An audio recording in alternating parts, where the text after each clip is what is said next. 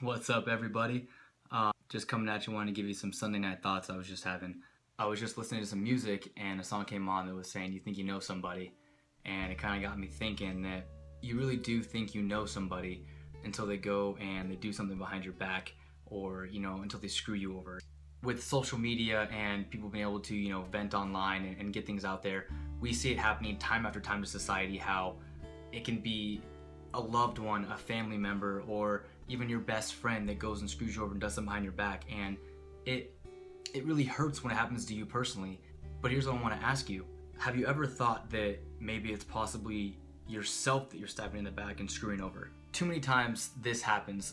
I've done it myself. I'm definitely to blame.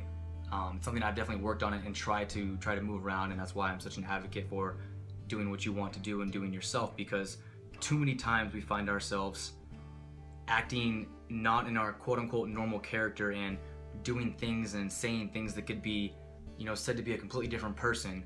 People always just say, who are you? Like, what? That's not you. It's really only when you take a step back and you look at your actions and look at your words from a different light and a different perspective that you can even see that you have actually lost knowledge and lost sight of who you are as a person and what you stand for. An example, here's three things I want to ask you. Have you ever changed your actions around a group of people that you want to be called your friends? I've definitely done this one.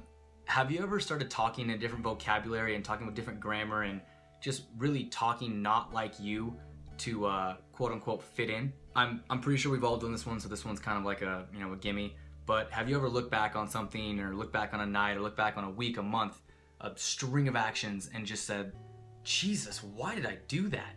Now, I've definitely done all of these. That's why I'm making this video and saying these things, so I want to relate to you that, these are just three examples of how you can actually be stabbing yourself in the back, and how you can actually be causing more harm to yourself than you realize. You thought you knew yourself and what you stood for, yet you're doing these things and saying these things that completely contradict it, and they compromise who you have come to love and who you have created as a person and the person that you ultimately are. I'm gonna say we here because, again, I've done these things, and we have lost sight of who we are just to please who we're not. You just have to stop causing harm to yourself. You may not realize it now or see it now, but you will down the road have that moment of clarity, those nights of thoughts, or just that one, an epiphany that you will realize that staying true to yourself will get you to places you want to be, and will get you to attract people who want to be around you for who you are and not who you know. If that makes sense. People are so quick, we are so quick to, play the victim card and woe is me, and, say all the things that happened to you and the reason why it's not working out for you, instead of focusing on all these things that, went wrong and all these things that are going on, or who screwed you over, what's going on. What could you have done to change the situation? I bet there's a couple things, but you will never focus on those. You'll focus on the external, things that happen, because all you care about is finding a reason instead of making a solution.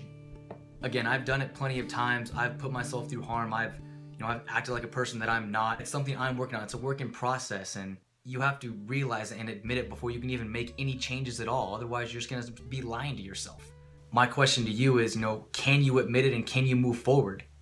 But to move forward in this situation, you really have to step back and look at what you're doing and if it's actually causing more harm to yourself than you realize. You think you know yourself, but do you really?